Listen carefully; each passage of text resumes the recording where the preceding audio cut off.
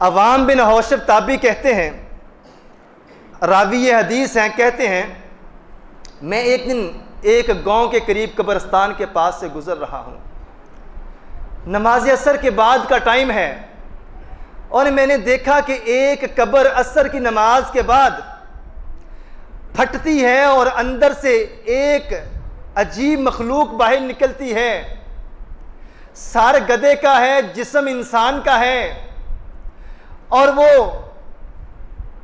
गधे का सर और जिस्म इंसान का, कब्र फटती है। पता चला ये कब्र एक नौजवान की है जो हर रोज असर की नमाज के बाद कब्र फटती है तो बाहर निकलता है और 3 बार गधे की आवाज निकालता है और वापस कब्र में चला जाता है। अवाम बिन हौशब रावी हदीस कहते हैं मैं ये मंजर देख के खासा परेशान हो गया, और कब्रिस्तान के करीब ही एक घर के सामने एक बुढ़िया बैठी सूत काट रही थी चरखे के साथ, और एक औरत मेरे करीब से गुजरी। उसने मुझे बताया कि आप इस कब्र के फटने के मामले पे ताज्जुब ना करें, ये आज का मामला नहीं है, ये रोज का मामला है, और जिसकी कब्र फटी है वो नौजवान है, और वो नौजवान इसी बुढ़िया का है जो अपने घर के बाहर बैठी ऊन काट रही है, चरखा काट रही है।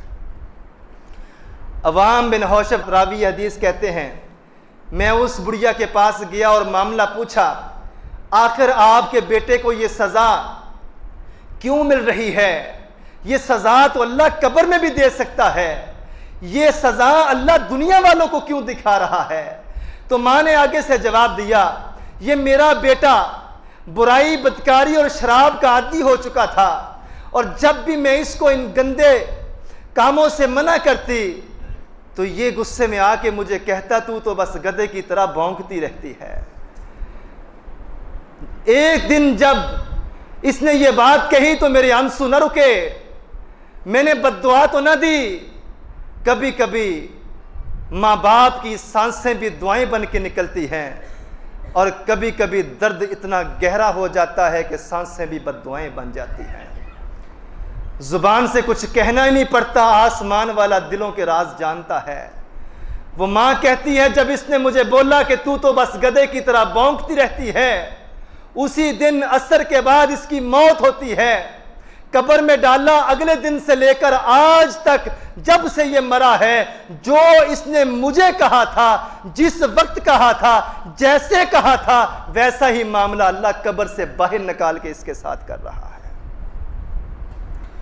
माँ बाप का नाफरमान जब तक दुनिया में इसको सजा ना मिल जाए, अल्लाह ताला मरने से पहले पहले भी और मरने के बाद भी इस इंसान को इबरत का निशान बना देता है। माँ बाप की नाफरमानी ऐसा गुनाह है जिसकी सजा इंसान को दुनिया में तो मिलती ही मिलती है, और बाकी की अल्लाह आखिरत में भी बचा के रखता है। आज की गुफ्तगू का छठा पॉइंट, नबी करीम ने 2 गुनाह नाम लेके ऐसे बतलाए हैं, एक वालिदैन की नाफरमानी, दूसरा जुल्म। अल्लाह के नबी ने फरमाया जुल्म ऐसा गुनाह है, इत्तकिल्लाह दावतल मजलूम फ़इन्नहु लैसा बैनहा व बैनल्लाहि हजाब। हदीस के अल्फाज दिल पे ऐसे दस्तक देते हैं। मेरे नबी ने फरमाया मजलूम की बद्दुआ से बच जाओ। जो बंदा कमज़ोर है, हाथ कमज़ोर है, जिस्म कमज़ोर है, असर रसूख कमज़ोर है, अपने ताकतवर असर रसूख के साथ अपने पैसे के बलबूते पे, अपने हाथ के मजबूत पंजे से किसी कमज़ोर के पंजे को ना मरोड़ना, वगरना होगा क्या? इत्तकिल्लाह दावतल मजलूम, मजलूम की बद्दुआ से बचना। जिसकी कोई ना सुनने वाला हो, उसकी सुनने वाला आसमान पे बैठा हुआ है।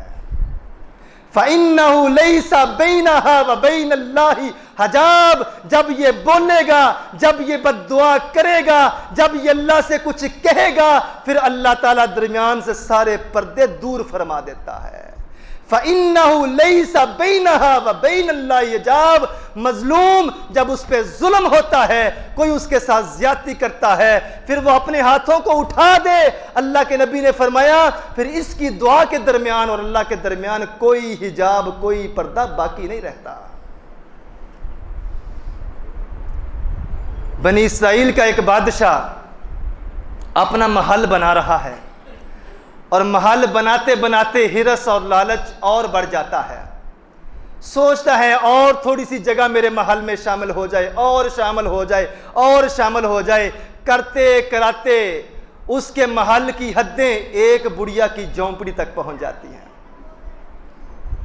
जब बुढ़िया की झोंपड़ी तक पहुंची तो बादशाह ने अपने मुलाजमों को हुक्म दिया कि बादशाह के महल के सामने बुढ़िया की कच्ची झोंपड़ी की क्या हैसियत है, इसको भी गिराओ, महल के अंदर शामिल करो। बुढ़िया घर पे नहीं थी। शाम को वापस आई। गरीब के लिए उसकी झोंपड़ी ही महल हुआ करते हैं। उसने देखा मेरी जिंदगी की जमा पूंजी ये झोंपड़ी थी, ये मेरा ठिकाना था, ये मेरी रहायश थी, ये मेरी रहने की जगह थी। देखा कि गिरा के महल के अंदर शामिल कर ली गई है। उसी जगह पे आसमान की तरफ निगाह उठाती है, कहती है अल्लाह मैंने सुना है कि तू मजलूमों का साथ देने वाला है। लोगों, जब मेरी और आपकी गैरत को कोई ललकारे तो हम हर चीज छोड़ छाड़ के अपनी गैरत की पासदारी करते हैं। अल्लाह तो फिर हम सबसे बड़ा गैरतमंद है। उस बुढ़िया ने क्या कहा? तारीख 7 जुमले बोलती है, ए अल्लाह ये बादशाह जिसने मुझ मजलूम पे जुल्म किया है, मैं कमजोर थी, मैं घर में नहीं थी, होती भी तो क्या कर लेती। ए अल्लाह मैं नहीं थी, तू तो था। अल्लाह मैं नहीं थी, अल्लाह तू तो था। तेरे होते हुए एक कमजोर बुढ़िया पे जुल्म हो गया। तारीख दान लिखते हैं बुढ़िया ने ये अल्फाज कहे, अगले दिन वो बादशाह अपने महल समेत जमीन के अंदर दफन हो जाता है। जब जब इंसान किसी पे जुल्म करता है तो अल्लाह ताला दुनिया के अंदर ही उस इंसान को इबरत का निशान बना देता है। और ये बात रोज़े रोशन की तरह वाज़ेह है। नबी की हदीस इस बात की जमानत है कि आज तक कोई इंसान जो अल्लाह के रास्ते में देने वाला है, अल्लाह ने कभी उसको गरीब नहीं किया। और आज तक दुनिया ने किसी ऐसे इंसान को भी नहीं देखा जिसने दुनिया में रहते हुए किसी पे जुल्म किया हो और मरने से पहले वो इस जुल्म का जो है नतीजा और नताइज और सज़ा उससे बच गया हो। ये अल्लाह का निज़ाम है। जो किसी के साथ ज़्यादती करता है, जो किसी के लिए गड़ा खोदता है, जो किसी का बुरा चाहता है, फिर दुनिया में ही अल्लाह ऐसे इंसान को इबरत की निशान बना देता है। आखिरी और 7वीं बात, जो इंसान कता ताल्लुकी करता है, जो इंसान रिश्तों नातों को तोड़ता है, जो इंसान बहनों से कट जाता है, भाइयों से कट जाता है, रिश्तेदारों से नाराज़गी इख्तियार कर लेता है, मेरे नबी ने फरमाया ये इंसान भी जब तक दुनिया में सजा न पाले उस वक़्त तक इसको भी मौत का मुंह देखना नसीब नहीं होगा। ये ऐसा बंदा है रिश्तों को तोड़ने वाला, कता ताल्लुकी करने वाला। इमाम हुसैन रज़ी अल्लाह ताला अन्हो, उनके बेटे का नाम है इमाम ज़ैनुल आबिदीन, उनके बेटे का नाम है इमाम बाकर, उनके बेटे का नाम है इमाम जाफ़र सादिक।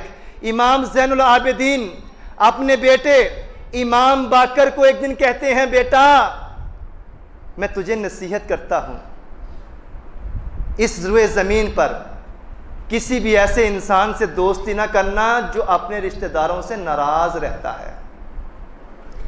बेटा मैं तुझे ऐसे इंसान से दोस्ती करने से मना करता हूं जो अपने रिश्तेदारों से कता ताल्लुकी करता है। इमाम बाकर अपने बाप ज़ैनुल आबिदीन से कहते हैं, अब्बा जान आप हमेशा ही मुझे ये नसीहत करते हैं कि कभी भी उस बंदे से दोस्ती ना करना जिसकी अपने रिश्तेदारों से नहीं बनती, माँ बाप से नहीं बनती, बहनों से नहीं बनती, भाइयों से नहीं बनती, जो अलग थलग होके नाराज होके कता ताल्लुकी करके रहता है। अब्बा जान आखिर आप मुझे ये वसीयत क्यों करते हैं? कहते हैं बेटा मैं इसलिए तुम्हें ये नसीहत करता हूं कि अल्लाह ने अपने कुरान में 3 जगहों पे नाम लेके उस इंसान पे लानत फरमाई है जो रिश्तेदारों से दूर रहता है, रिश्तेदारों से कट के रहता है, छोटी छोटी बातों पे नाराजगी इख्तियार कर लेता है। अरे जिस पे अल्लाह का कुरान लानत फरमाए, मैं अपने बेटे को उस बंदे से दोस्ती करने की इजाजत कैसे दे सकता हूं। आज की गुफ्तगू का वक्त मुकम्मल हुआ चाहता है। वो गुनाह जिनकी वजह से दुनिया में ही इंसान को अल्लाह ताला इबरत का निशान बना देता है।